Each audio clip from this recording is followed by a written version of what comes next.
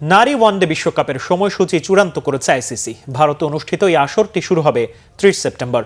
সেখানে পাকিস্তানের ম্যাচগুলো হবে শ্রীলঙ্কার কলম্বোতে। নারী বিশ্বকাপের মূল আয়োজক ভারত, তবে সহ আয়োজক হিসেবে থাকছে শ্রীলঙ্কা। আবার ভারতের সাথে রাজনৈতিক দ্বন্দ্ব থাকায় পাকিস্তান কলম্বোর নিরপেক্ষ ভেন্যুতে খেলবে। বিশ্বকাপের উদ্বোধনী ম্যাচ ৩০ সেপ্টেম্বর বেঙ্গালুরুতে মুখোমুখি হবে ভারত ও শ্রীলঙ্কা। নারী বিশ্বকাপে বর্তমান চ্যাম্পিয়ন অস্ট্রেলিয়া, তারা প্রথম ম্যাচ খেলবে ১ অক্টোবর ইন্দোরে নিউজিল্যান্ডের বিপক্ষে। ৮ দলের এই আসরে বাংলাদেশ প্রথম ম্যাচ খেলবে পাকিস্তানের বিপক্ষে। কলম্বোতে ম্যাচটি হবে অক্টোবরের ২ তারিখে।